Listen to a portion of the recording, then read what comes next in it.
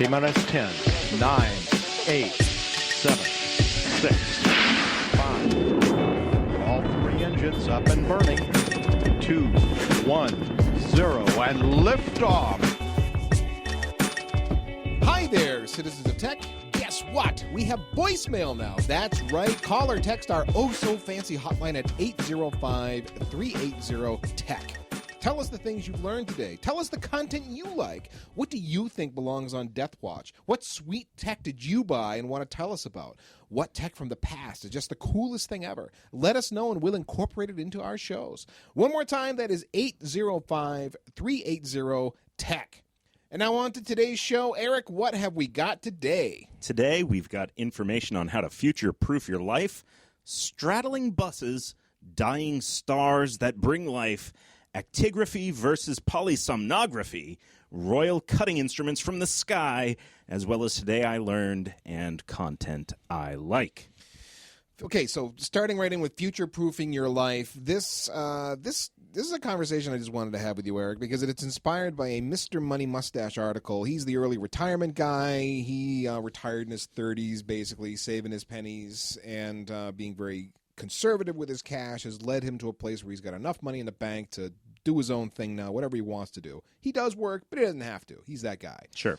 So he has this article that came out in May 16th, 2016, The Cheap Ticket into the Elite Class. And he makes the point that it's not really about the fancy degree. That's not the thing that is going to make you, wealthy, in life. It could work, but it's not the thing, really. He makes the point that it's about technology. Learn to use a friggin' computer. Learn it, not just learn how to use it, but understand how it really works and what's really going on. Yep.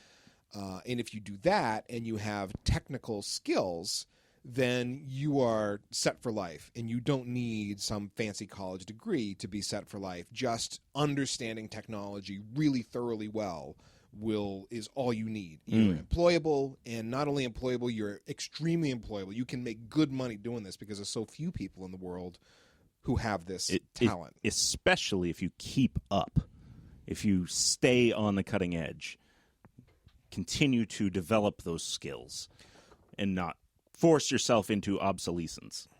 Obsolescence? Obsolescence. Actigraphy? Potato? Potato.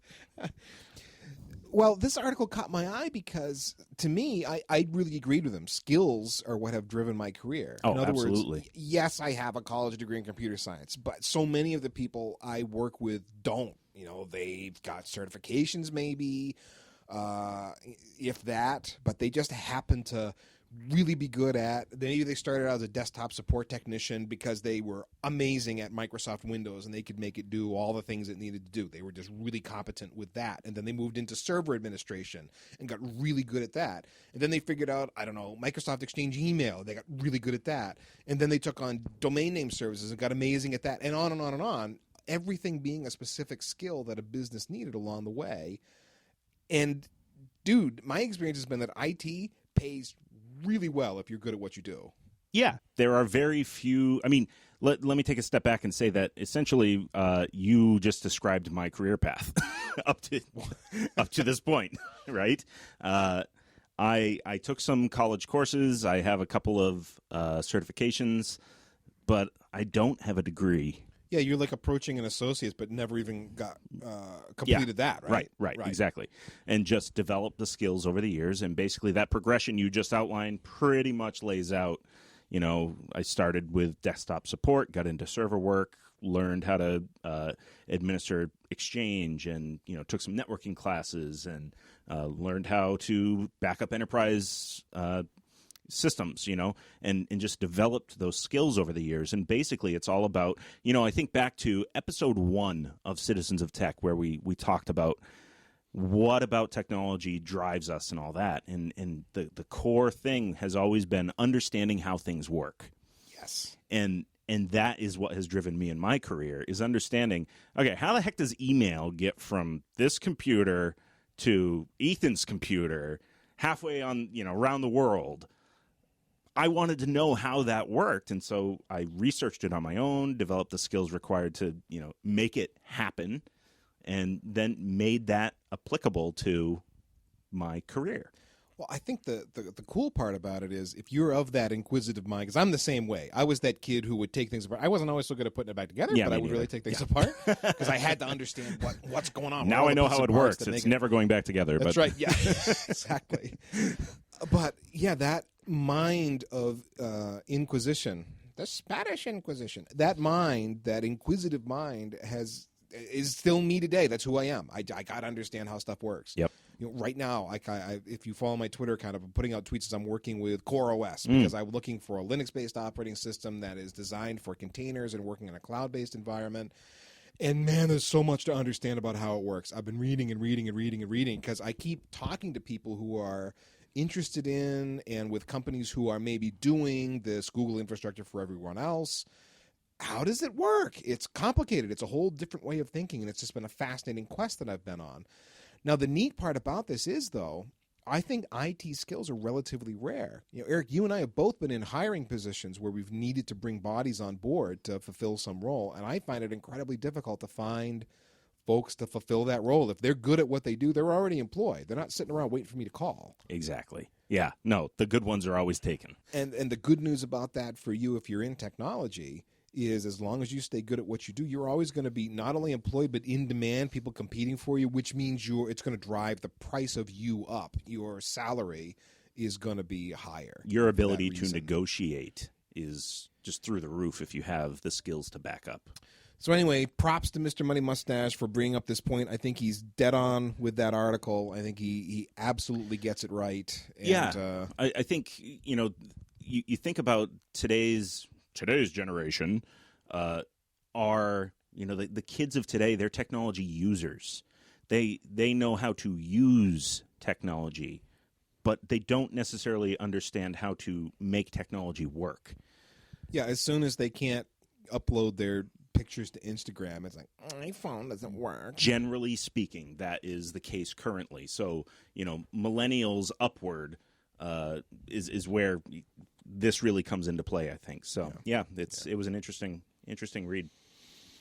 Well, Eric, China is thinking of some interesting technology here in the transportation world. I read about this article. It just really captured my imagination. I love cars, and transportation systems are fascinating to me because as a network guy, that being what I've done for a living most of my life, I'm always shuffling traffic around. Exactly. Right. Cars are like packets, the roads are like the wires, and there's some similarities and some difference, but the analogy holds up pretty well.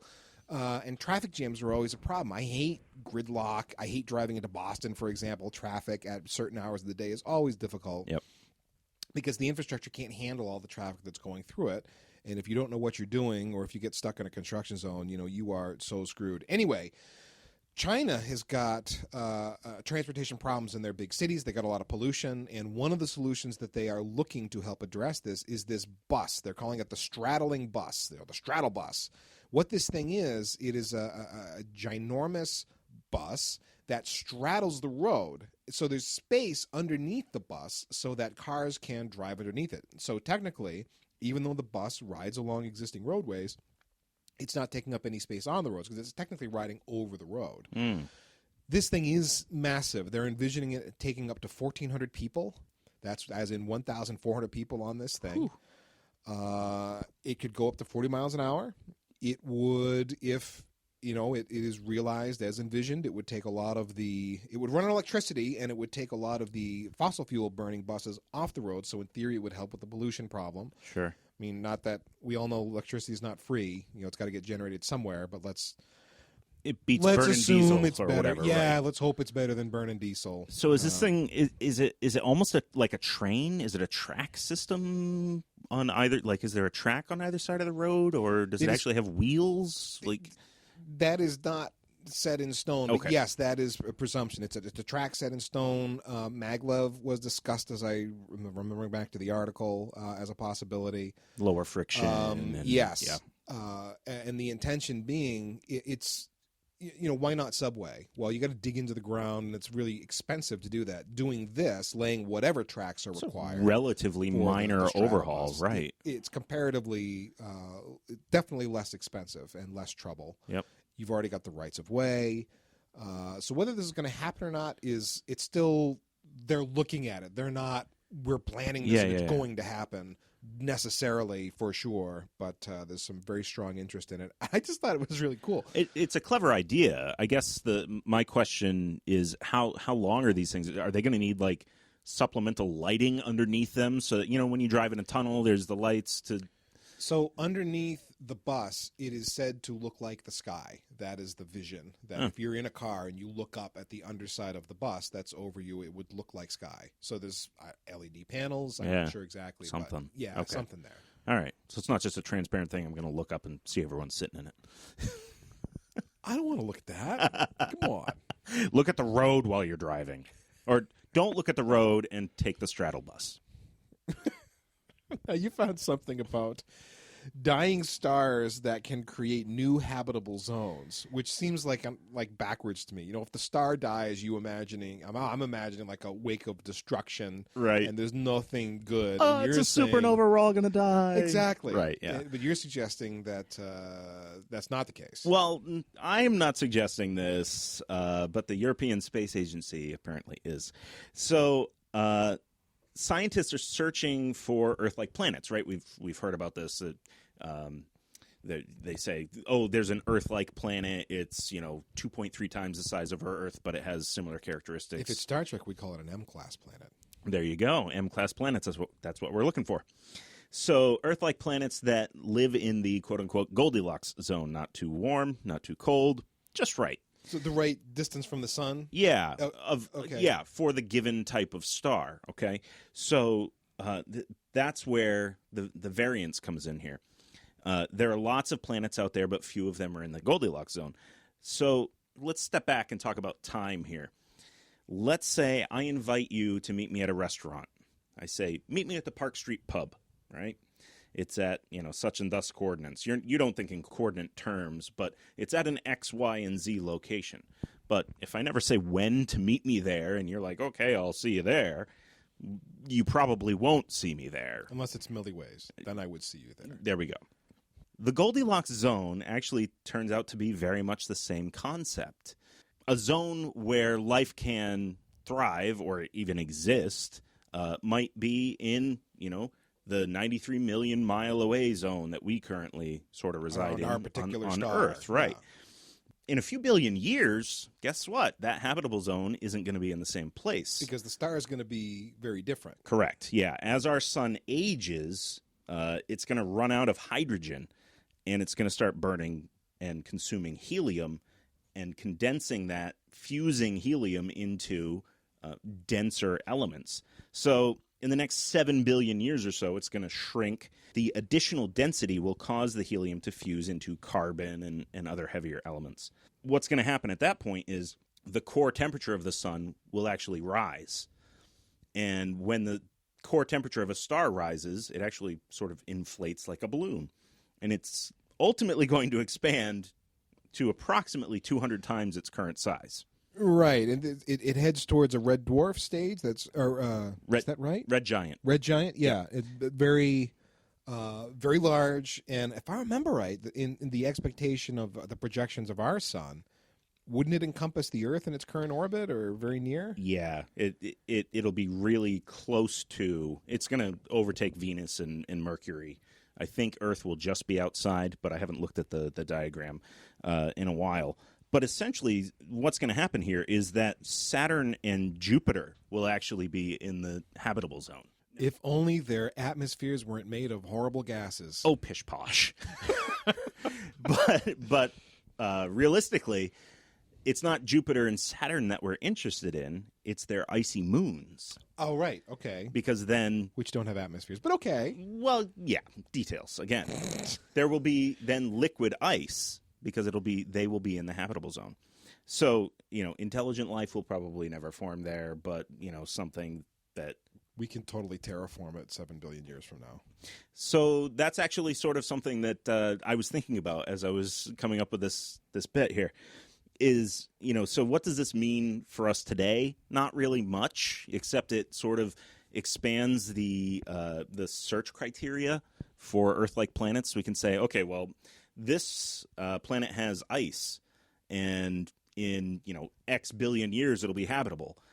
Well, okay, I guess we could enter that in a database for future humanity when, it's time to look for another planet a few billion years from now. But how, we still have to adjust for just how far away these planets are and our view on them, since technically we're seeing the past as we look at very distant stars. It's correct? true. So if we're looking at things that are hundreds of millions of light years away or what have you, yeah, that does throw this off.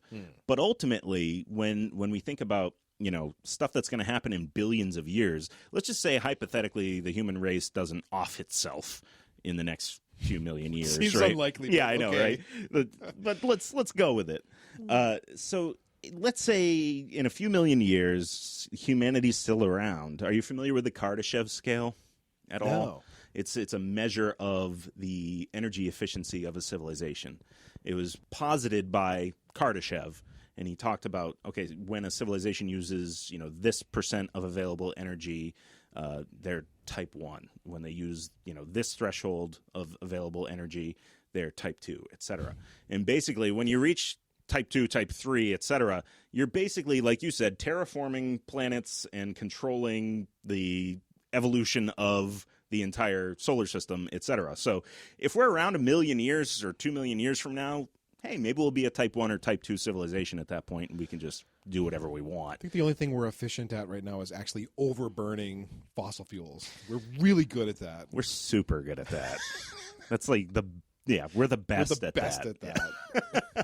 So anyway, it was an interesting thought experiment, I guess, to think about what this means now. Not that much, but hey, in a few million years, if humans are still around, who knows? Interesting, though. I mean, going back to our story about the little mini spacecrafts, that if we can send them, accelerate them to near speed of light, so we can begin exploring stars that are close by and see what's going on. It maybe we find habitable planets in that Goldilocks zone that right now we can only see what we can see with telescopes. We're kind of limited. We're making inferences based on the way light changes. Ooh, there's a pulse. We think that's the orbit of a planet that's right. causing the pulse, but you can't actually see it. Maybe we can begin seeing some of these things, exploring things, finding planets in that Goldilocks zone, and find out just how rare we are here on the Earth. Yeah.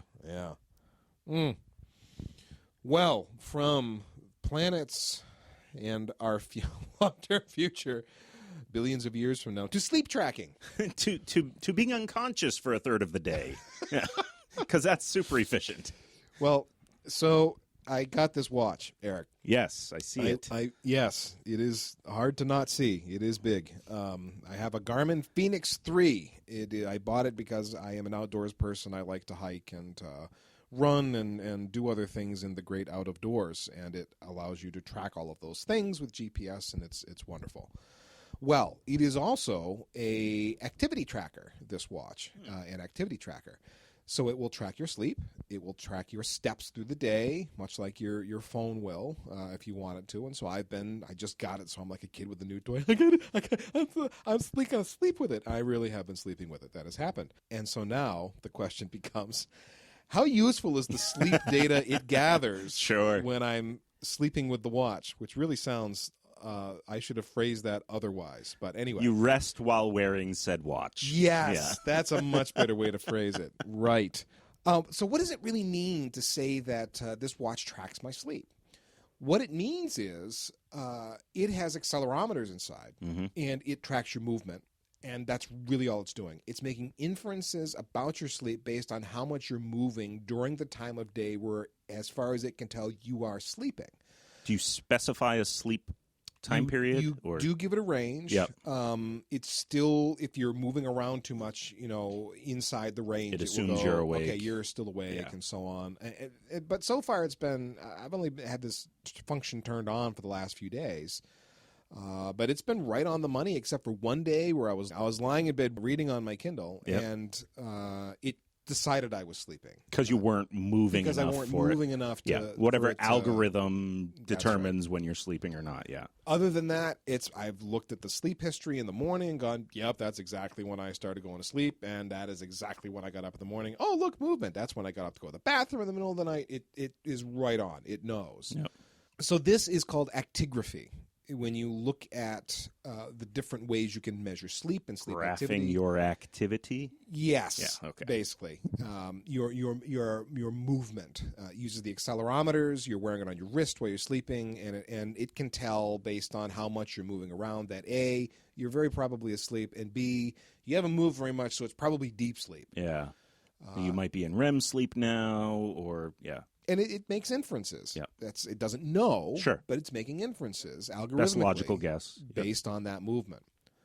So, okay, so that's fine. How accurate is that compared to real sleep science, like where you go to a lab and there's cameras on you and they hook up a bunch of electrodes and make you feel like you're a science experiment, basically, because you are. Right. That is polysomnography. Polysomnography, they're measuring your brain waves, they're measuring your heart rate, they're measuring your eye movement, Your respiration rate. your muscle movement, etc. And so you have a very accurate determination of what that you are asleep, and then what the nature of that sleep is. Is it deep sleep? Is it REM sleep, etc.? Right. That the interesting thing is actigraphy versus polysomnography. Actigraphy has gotten to a point where the algorithms are about 90% accurate compared to the truly measured polysomnography method. That's pretty good for something you strap to your wrist and only costs a couple $100 or whatever. And that that 90% number is anecdotal. I mean, I pulled that off of the internet, so it's true. It's got to be true. But presuming that to be some number based in reality, it seems to be good enough. And again, when I look at my sleep. That deep sleep tends to happen earlier in the morning, for people, as you're getting towards the end of your sleep cycles when the deeper sleep happens. Well, interestingly, if I wake up a little early and then go back to sleep, I will very often dream. And that will register on my phone or on my my wristwatch here, the Phoenix 3, as deep sleep. So it seems to have some amount of accuracy. It's pretty interesting. For, your use or my use, 90% or 80% is good enough, right? We're not analyzing ourselves for, some sort of sleep disorder. It's more, how did I rest last night? I want to know how well I slept so that I can correlate when I'm tired the next day or having, I do CrossFit as exercise pretty regularly. And if you're dragging at CrossFit, dragging in the gym, Yep. Why is it tied to sleep? If I'm struggling to write, I do a lot of writing, or writing a podcast script or an article, and my brain's just like, dying of fire. I don't want to write right now. Is it tied to and you bad could go, sleep? yeah, oh yeah, I had a lousy night's sleep last night. And funny thing, last night I did okay. I got 7.25 hours instead of 8 or more. And my day in the gym was not great this morning. It was okay, but it could have been better. So I think there's something to that, and that's all I want out of it. And so it's good enough. Right. I'm pretty excited about. Yeah, you don't need having that medical much grade functionality. monitoring. It's good enough for your use. Yeah. Right. Again, not a sleep disorder. Right. Now you found something about King Tut and a knife, and you got to tell me this story. You told me this before the show, and I was like, that's the coolest thing ever. Yeah, so I had to call this one, It's Good to Be the King Tut. So found this on cbc.ca, so that's Canadian Broadcasting. Basically, there was a dagger that was found in King Tutankhamun's tomb in 1925. Why the date is relevant is because King Tut's tomb was found and inventoried meticulously in 1922. So it took 3 years to find this dagger, and that's because the blade was found strapped to the boy king's right thigh. Oh, the mummy itself. It was actually mummified, with him. So, anytime a pharaoh would take something into the tomb, it was, obviously an important implement. So what's so special about this dagger? It dates back to approximately 1400 BC, and that's significant because the first record of ancient Egyptian iron smelting was some 600 years later in 800 BC, and this is an iron dagger. Other civilizations were using iron smelting by then, and actually some significantly before then, but ancient Egypt, it was around 800 BC. The quality was generally low, as heating the iron to the minimum melting temperature of 1,538 degrees Celsius was very difficult. And then heating past that point is the key to eliminating impurities. So what's the deal here, right? This is 600 years before an Egyptian pharaoh should have an iron dagger. Science has confirmed that King Tut's dagger was actually made from a meteorite. Seriously. So a meteor falls from the sky, and then they harvest the metal from this thing, and then make a dagger out of it. Yeah, I mean, think about it, right? You see a fireball fall from the sky and land over in the field, and then when you go over to it, there's a chunk of metal. Well, it fell from the sky. The gods must have sent it, right? So therefore, it's the pharaohs. So how do we know this? It's through a process called X-ray fluorescence. This is where they prove that it was a meteor, not something that came from the Earth. Right, exactly. Okay. So they bombard the material with high-energy X-rays and observe the spectrometry, which is the colors that are given off by the excited particles. And then they compare that to known samples, and in this case, they compared it to 11 other meteorites. And it was extremely similar composition to those known meteorites. The key here is that it's around 10% nickel and less than 1% cobalt. I don't know what the specific iron, cobalt, nickel ratio is for terrestrial iron, but apparently 10% nickel and less than 1% cobalt is the meteorite percentage. Do we have hieroglyphs or something that would talk about? I mean, you think this would be a momentous thing, right? Yeah, so we totally have hieroglyphs that talk about this. Oh, seriously? Cool. So this sheds light on some documentation from around 100 years following this, where there were references made to, quote, sky iron, or iron from the sky. And basically, we know at this point that as early as 1300 BC, the Egyptians knew that these chunks of iron fell from the sky. And evidence points to iron baubles made from, quote, sky iron, as it was documented, possibly as old as 3600 BC. And so, yeah, this stuff fell from the sky. It may have been seen as a blessing from Ra or what have you, but they actually documented this stuff as sky iron, metal that fell from the sky, and therefore it was incredibly valuable. It was more valuable than gold in their time. Do we know what happened to King Tut's knife, the meteor knife? It's been cataloged, and it's being further analyzed for the historical record, and I'm sure it's probably going to end up in some museum if it's not already. I'd love to see it. That's just cool. I'm sorry. That is just awesome. I mean, 3,000 years old at this point. Over 3,000 years old. So, super cool. Well, Eric, a little bit of content I like. I just a tweet from a friend of mine, Tom Hollingsworth, was about security snake oil. And this is the website is securitysnakeoil.org. And what this site is all about, this guy is a security pro, and he debunks in graphic detail security startups, Kickstarter projects, these kind of things in the security space that are nonsense. They're just crap for whatever reason. So, for example, there's a couple of stories here. There was a project called the Kiri OS project. It's supposed to run on a Raspberry Pi. It was going to give you better privacy than AES encryption. And this guy takes them to task and absolutely rips them apart. He just debunks all of their claims, all of their nonsense, and just destroys them. So it was an epic read. He basically proves that it was just some custom Linux distribution or whatever that didn't really have much in the way of actual security, or...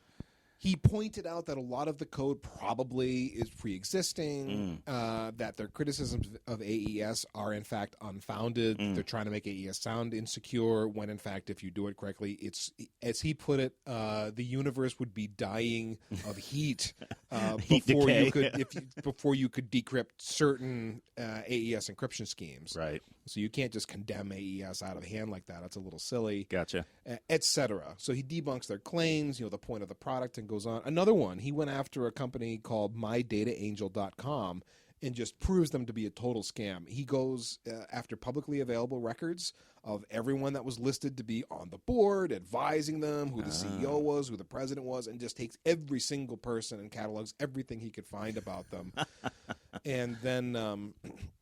he built a chronology, all the events that these people were tied to in previous businesses, highlights where they were busted by the law for being scammers, and so on. And, it makes the point that there seems to be some kind of a product here, but just stay away from these people. It's just all crap. And it was absolutely priceless. It And the was such site a is great just read. jam-packed with stuff like that. That's Well, what it looks this like guy it's just does. started, but yeah, he's okay. got like 5 or 6 articles. I spent time reading 2, and it's like, I got to stop. I have work to do. I was just mesmerized But by he's the way he took really these people doing his homework, and therefore it's really interesting to read, I presume. Yeah, securitysnakeoil.org. It's just fun stuff. Yeah, I'm going to have to check that out. Eric, did you learn anything today? I did learn something today. I learned that an SR-71 Blackbird, so the super spy plane that dates back to, the 60s or 70s, I guess, it actually flew from L.A. to Washington, D.C. in 64 minutes with an average speed of 2,145 miles per hour. No words. What? Okay, so was it in space at that point, technically? You can't fly something through the air with that much wind resistance. I'm pretty sure, and I could be mistaken, but I'm pretty sure that the SR-71 at those speeds was usually at around 80,000 feet. So, okay, yeah. So right on the cusp of space. Yeah. Oh, my word. That is astonishing. 2,145 miles an hour. L.A. to D.C., 64 minutes. I mean... when I fly cross country, you're going between 500 and 600 miles per hour, which seems really slow all of a sudden. In comparison. Oh, my word. Yeah. 2,145. That's awesome. That's awesome. Well, I learned something too. And this comes from what-if.xkcd.com, which I think I've mentioned on Citizens before. It comes from an article there. A planet orbiting 2 suns is said to be circumbinary. So there's your word for the day, circumbinary.